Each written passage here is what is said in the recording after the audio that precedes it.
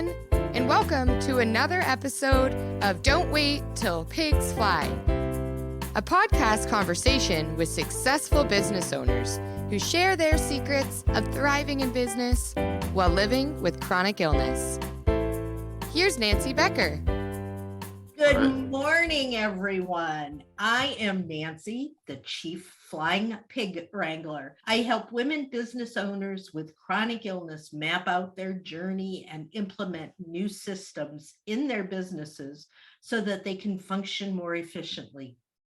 Do you need better systems to scale your company? Would you like to have some productivity hacks to get you through the day? Do you have a chronic illness? Well, here at Don't Wait Till Pigs Fly, we have conversations with business owners that share the tools and mindsets others use to make our businesses grow more easily. I know our guest today has some insight into that, so grab your pens and paper and get started taking notes. It's going to be good. Welcome, Dustin DeVries. Thank you, Nancy. Thanks for having me. Dustin, tell us a little bit about who you are and what brought you here. Sure. So my name is Dustin DeVries. I run a software agency based here out of Austin, Texas, although we are a global team. We do everything from building simple websites to fairly complex enterprise level web and mobile applications. I've been doing that, say since 2013 is really when we founded our company, but really, it's been for the last 20 years. I've been building software, starting off in the semiconductor industry and then moving over into doing some freelancing and then eventually building our business. And we're a husband and wife team, husband and wife founded company. So I'm more of the software guy, the guy that geeks out on the software stuff. And my wife is a product manager in her former life. So she brings a lot of her experience with building products and going through requirements and wireframing and mock-ups and product strategy and all that to the table. And I think we make a pretty good team doing it. Still in business after 8 years, so I guess we're doing something right. Yay. Now, I'm a software geek, but when you talk about wireframing and all of these kinds of things, I'm going, what is he talking about? Explain that a little bit. Sure, yeah. So I like to use an analogy for that. So if you were going to build a custom home, let's say, what would you do? One of the first things you'd probably do is go to an architect and start working on the blueprints for what that home would look like. And so wireframe is essentially like the blueprints for your website. It's where does everything going to reside? Where's the kitchen in relation to the master bath? Where is electrical wiring supposed to run in the house? All those sort of things are kind of what get dictated within a wireframe. And the idea behind there's kind of two concepts, wireframing and mock-ups. The wireframing piece of this is about where do things lie. You're thinking about it strictly in terms of topology and not really thinking about design aesthetics at all. And then once you figure out the topology of where everything should reside within your app, within your website, whatever it may be, then you start to skin that. And that's when you start building mock-ups that actually, show the representation of what your website's going to look like. And this is all done virtually. It's all done, to look at kind of design things before you start building, just like if you built a custom home. You'd want to have some idea of how things are going to look and where everything's going to reside before you start building it. Because it's a lot easier to change paint colors when you're looking at a 3D model than it is when the wall's been painted and you decide you don't like the color anymore, right? So kind of the same concept with software development. And now from what you're talking about here, does that mean that most of what you do for other companies is help them with their websites? We do. I would say it's kind of 50-50 between the work we do with websites and then the work we do with building apps. We've kind of stayed fairly generic on that side as far as the types of software projects we take on, as long as it's some sort of a web-based project, whether it's a mobile app, a web-based application, or a simple website. We do those things. And we also do, of course, help people with existing websites. So any kind of website maintenance and support that they may have. I think that's one of those things that seems to fall off the back of the truck for a lot of companies. They go and they spend all this time building a nice product for a customer. And then when it comes to the support side, that's not the fun part of it. Sometimes it gets a little bit tedious and cumbersome. And that's something we really embrace. I think we've kind of looked at it as a chance for us to offer some contrast with the other agencies that we compete against. And so we actually have productized our maintenance and support in a model to help support our customers. And really proud of the ongoing efforts we do when we launch a product to still be there alongside our customers to help them. Yeah, that's all part of our core business. Sounds exciting. And it sounds like something that I would say, Dustin, take it and do it. I don't want to deal with it. That's what most people say. That's what we try to do. Make it where it's that one problem you can check off your list that you have someone else taking care of. So that's what we try to do. And that actually brings us to the topic of this podcast. And that is, how does someone, and this is actually a two-pronged question for you, but from the basic, how does someone who has a chronic illness or an autoimmune disorder, why would this be, these kinds of things that you do, why would those be important to us? You mean, why would I want to have an app? Why would I want to have somebody else doing my website work for me? Why? Oh, okay, gotcha. Why is it important to have somebody else in the loop here? Yeah, I would say, I mean, in general, I think anyone who's running a business, the things that you do, you're always looking for ways to create predictable and repeatable processes. And so with that, leveraging people that can help. Of course, you want reliable, dependable people. You don't want it to be more chaotic as you outsource it. Ideally, it should be less chaotic, so making sure you're trusting the right people, of course. But yeah, I think that predictability and repeatability is really important when you think about scaling anything, because one, it does allow you to deal with a crisis, like in my case, having cancer, allows you to cope with those things. And it also, even when things are good, it allows you to focus on the things that you do well. I think too many people try to wear too many hats. Maybe you're trying to save money, and a whole variety of reasons why you may make the decisions as a business owner that you make. But I think it's very important to think about how can I create more time in my day? Because we're all stressed for time and trying to make things work. And when you have a chronic illness, you have even less time, right? So figuring out how you can manage all that, I think, is really important. Yeah, I agree with that totally. I mean, like the last 2 weeks and the next 2 weeks going forward are pretty much a wash for me, between my husband going to doctors and me going to doctors and getting ready for surgery. What's business? Right. My business just sort of, if I didn't have other people helping me, if I didn't have apps and software and things like that working in the background, my business would be at a standstill. So that's why I love thinking about and talking about apps. But you said something a minute ago that I think is really important. We erroneously often think, I've got to do this all myself. I cannot afford to buy a new piece of software. I can't afford to have someone come in and redesign my website for me. I've got to do it all myself. And when that happens, when you think that way, and then something happens, like 4 weeks of doctor's appointments, nothing happens in the business and the whole business falls apart. Yeah. Talk about some of the apps that you've designed that could be beneficial to someone like me. Sure. So we actually just inherited a new project that's really cool, and I'm happy to plug it for our customers. I think it's a really cool product, and they're about to go launch it at South by Southwest. It's called the Selfie Stylist. And so the idea behind this is if you're preparing for any sort of say it's a wedding or any kind of an event, you're concerned about your wardrobe, you can actually consult live with someone on the wardrobe you're going to be wearing and kind of the logistics of all of that. And it's all done virtually through a mobile app. So you can take pictures of different things you may have within your closet that you're thinking about wearing, and kind of put that together, and they'll help you figure out the right style and design. So that's something that we help them build out. They're about, the big event here in Austin, and I guess it's really in March, is South by Southwest. And I know she's planning on going live with that there. So that's been a fun project working on her with. We've done a lot with real estate. One particular app that comes to mind is an app we helped one of our customers build that was an app for pocket listings. So how most of the country, I think it's safe to say, real estate is competitive, it's hot. And so realtors are always looking for an edge on how they can get advance notice about a property that's coming on the market. And those are typically called pocket listings in the real estate space. And so this app helped facilitate the sharing of pocket listings. So these are listings that an agent may have that haven't gone live on the MLS yet, and they maybe want to share with their network. And by creating these networks and being able to share these listings, it gives these realtors I guess you can call it a little bit of an unfair advantage or advanced advantage on these houses that are going on the market. So that's an example, a couple of the types of apps that we've helped build.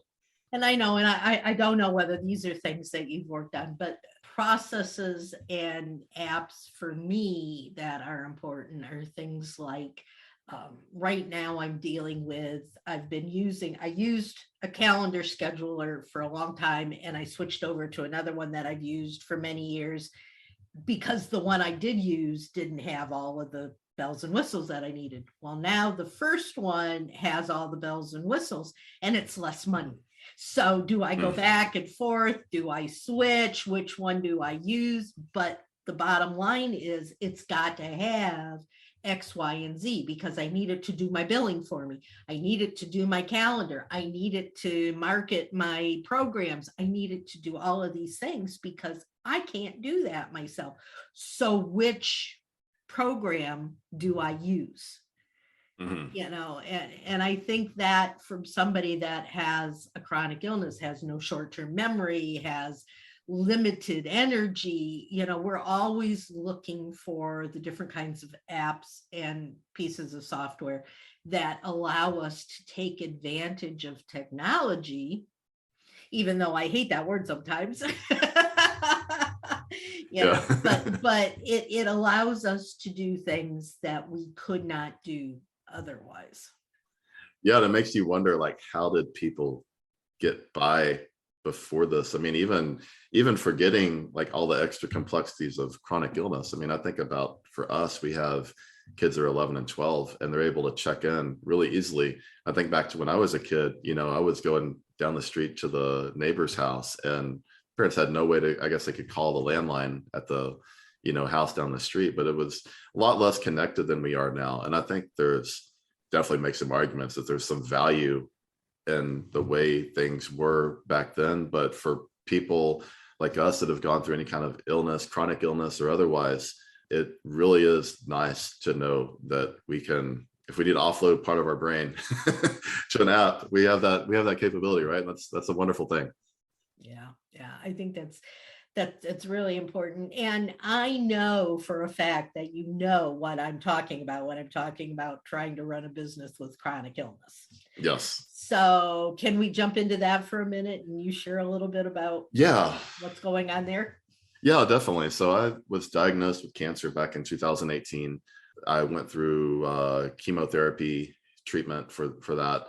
Ended up having a really large mass back in my what's called the retroperitoneum.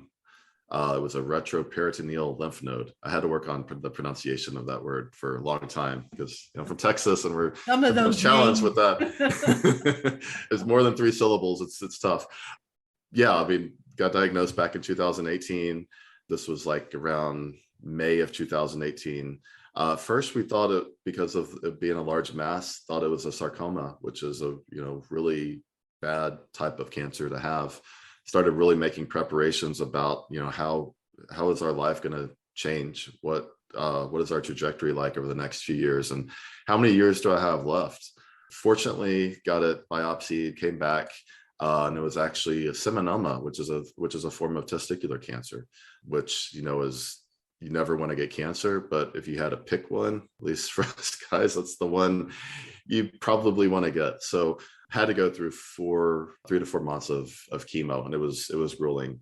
You know, I did continue to work during that time because I felt like, for me, I needed that normalcy in my life, but there's no doubt there was a lot of challenges. You know, the effects like chemo brain that people talk about are absolutely real, and just dealing with staying focused and being able to run my business. And so one of the things I like to say about that whole process that was interesting is that we've spent all this time up until 2018, building a business, trying to automate what we can, building a good team, putting in place structures. I'd always thought about, in my mind, it always crossed my mind about, okay, I want to think about how this business can operate without me. And it wasn't necessarily done because I was, you know, had some vision of the future that something was going to happen to me. I think it was done more because I wanted to be able to have some independence, and also wanted to be able to focus on the things that I want to focus on, not get caught up in the day-to-day stuff. So we did a lot of work ahead of time.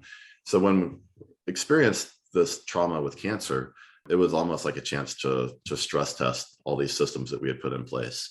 And I can't say everything went off without any failures at all, but we have a great team. I would say most of the people that were there with us back in 2018 are still there with us today. And, you know, it's a testimony to how good they are that we were able to make it through this. The process has definitely helped, but also hiring the right people, I think, was just as important, and building the right relationships and running the business in the right way and being empathetic to others and caring about others and caring about employees, and then seeing that returned many times over as we went through this was just really, really powerful for us, and told us that, yeah, we sometimes sit there and do analysis on your business and think about the things you've done well, the things you're not doing well. That was one of those that definitely say we did well. Really proud of the job we did that positioned us to where we could take something, this crisis, this tragedy, and actually be able to get through it with some sanity and then come out the other side. And I'm happy to report that my cancer's in remission. It hasn't been quote unquote, I'm not, don't know what the next phase is, say I'm quote unquote cured or whatever the case may be. And part of the problem there is because it was such a large mass, and from the chemotherapy, it still shows up on scans. It's still the residual mass is still significant size, but it's all the theory is it's all scar tissue and just kind of under observation. But it's still something that takes time out of my life, because I'm going and still doing tests on a regular basis, and there's always the fear and anxiety around all of that too, that it could something could come back. And then of course at risk for other types of cancers because of the chemotherapy treatment I went through. So there's still a lot of anxiety and issues that impact me, and certainly take cycles away from my business. And so continue to battle and deal with that on a daily basis. Yeah. And I think that's a big thing for all of us that have some sort of health issue going on, or even it can even be some sort of a life issue. It doesn't have to necessarily be health, but something that takes us away from the focus on our business and to what should really be our main focus, and that is our lives and our families. But for many of us, business is a big part of our lives, more than just from a financial standpoint.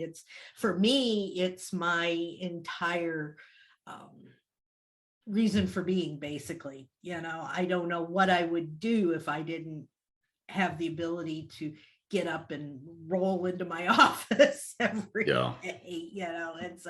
It's something that's super important. And so I think, and what you were saying was really interesting when you were talking about the people that you had working alongside you that helped you to keep the business up and thriving, while you were not so much there. And for me, when people say things to me about, oh, I'm so sorry you had that accident, I'm so sorry this happened to you, and I say, yeah, well, I am too, but it has taken me on a totally different trajectory than I was before.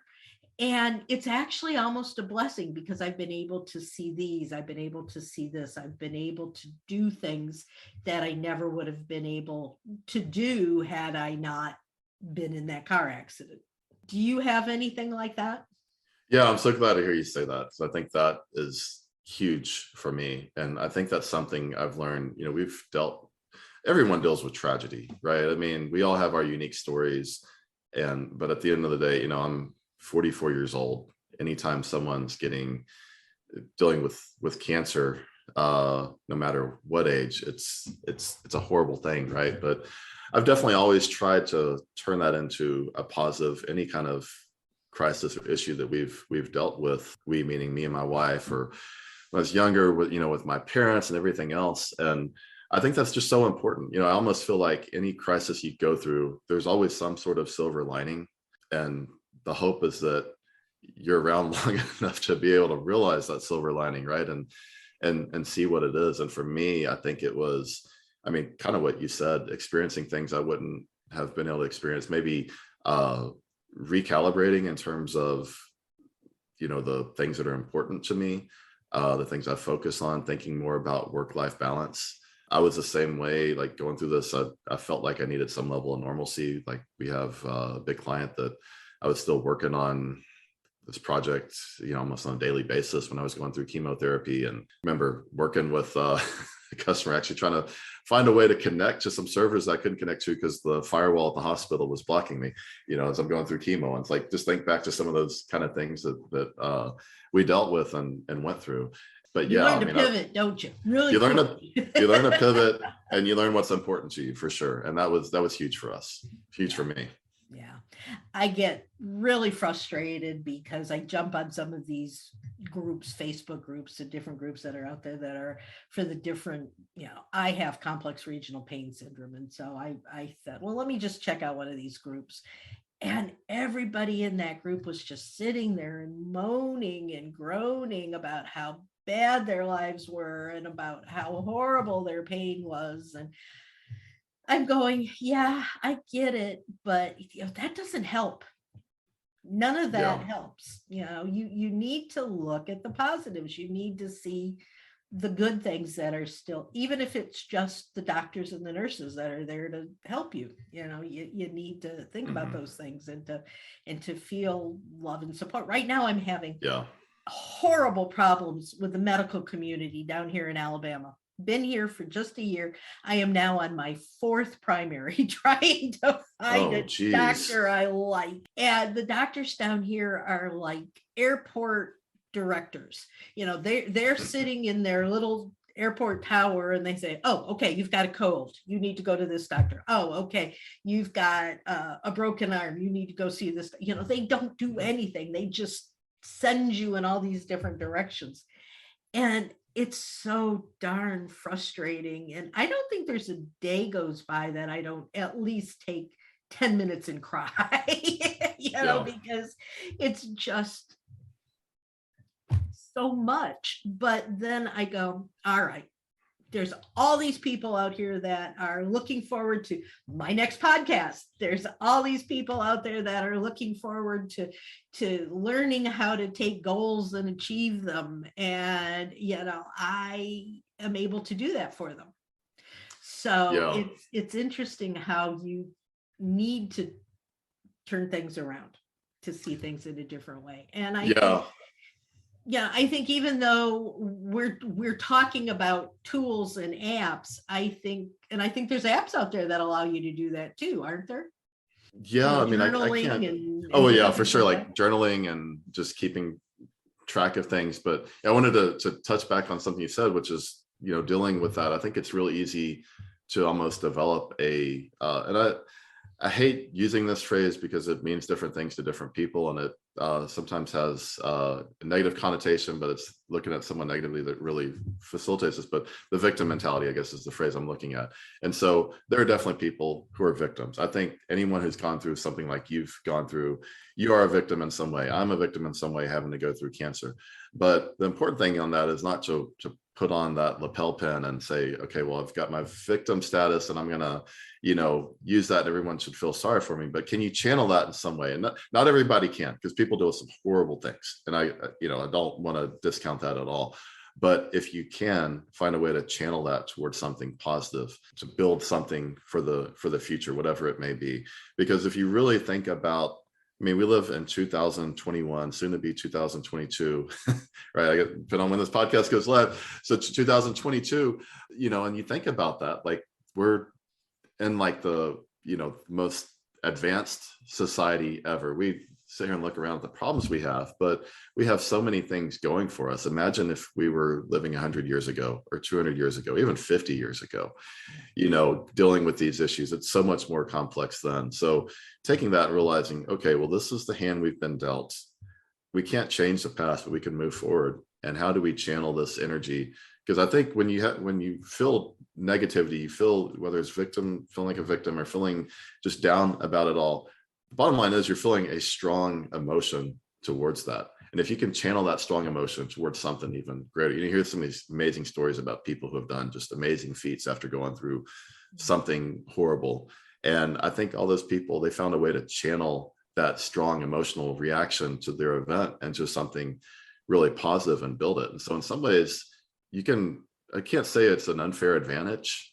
I wouldn't call it that. Getting cancer is not an unfair advantage, but maybe you can start to see it as sort of that kind of thing if you channel it right. Yeah. I don't know. That's why I say this accident was a blessing, because it's given me an entirely different mindset than anything I ever would have had before, and I see everyone through a different lens. by looking at you, by looking at me, you can't tell you've had cancer. You can't tell I was in this horrific car accident. But so you don't know what's going on inside. So when you are out in public and you see somebody, as an example, an older woman who's standing at a cash register checking out your groceries, and she's not moving as quickly as you'd like, don't go. Come on, let's get going. You understand it. There was a story I heard on the radio yesterday that a radio announcer was talking about, and he was talking about being in line at an airport, and he was having to get from one space to another one to catch another flight. He was just in transit. And there was a man in front of him and a woman, and they were moving really, really slowly. And he said, "Come on, I've got a plane to catch, move it up." And the woman turned and looked at him and she said, "Sir, I'm an airline stewardess," or whatever they're called, the attendant, "and I am helping this gentleman who is totally blind." Oh gosh. And that was the reaction of the guy. He went, "If I could have fallen through the floor, I just would have, because it was all about me and I wasn't thinking about anyone else out there. And here this poor guy is trying to make it through an airport and he can't see anything." And I can't imagine being in a worse spot than being in a busy airport and not being able to see. Oh yeah, for sure. And all the extra stimuli going off with everything that's happening. It reminds me of a video I saw, and I've tried to find it since I saw it, and I haven't been able to locate it on YouTube, but remember it was a video of a guy, I think it was a guy driving to work. He's, driving in traffic. He's frustrated, all the cars around him, the drivers. He goes into a coffee shop to order coffee and everything's slow, same kind of thing. Lines moving slow. People are taking forever to order, and, barista slow, serving up the coffee, whatever's going on. And then it goes back and replays all that. And as it shows the scenes again, it puts little bubbles over, the car about, well, this person's dealing with, divorce. This person's dealing with, a mom who just passed away, and get to Starbucks, this person's trying to figure out how they're going to pay their rent. And you start thinking about that, and that was like real eye-opening to me. I always try to pride myself on being somewhat open-minded and trying to be empathetic towards other people, but I realize I'm not. Like, I don't do nearly as good. I think sometimes get overconfident in that and realizing, man, there's just, everyone's struggling, everyone's dealing with things. And I've tried to apply that. Even if someone does something, they cut me off and then wave a finger out the window at me or something, I'm like, yeah, that really makes me mad. Being a Southerner, my blood starts pumping. I'm ready to go like chase after them and whatever. But I'm like, they may be dealing with some really crazy stuff right now. And maybe I need to just have a little bit of compassion, just slow down and just recognize we're all trying to make it through some crazy times in life and just live with it. Absolutely.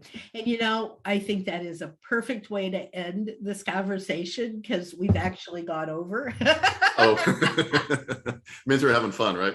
We were having fun. I love it. So that's fine. But we've talked about a lot of different things, some of them on the agenda, some of them not on the agenda, but all very important topics.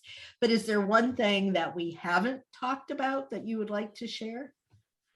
I don't think so, other than, I know your community and who you serve is a community that's dealing with a lot of challenges. And so, I don't think what I've gone through is not nearly as bad as what many of your audience has gone through, even though mine was traumatic. And so just trying to channel that into a positive. I think we talked about that already, but the best thing you can do and just move forward. And I'm happy, anyone who's listening to this wants to reach out to me and talk about anything, I'm happy to interject my opinion on this. I'm able to look at it with a little more context, because I feel like it's somewhat in the rearview mirror for me, where I know a lot of people are dealing with day-to-day challenges that will continue for the rest of their lives. So I just applaud you for what you're doing for this audience, this community.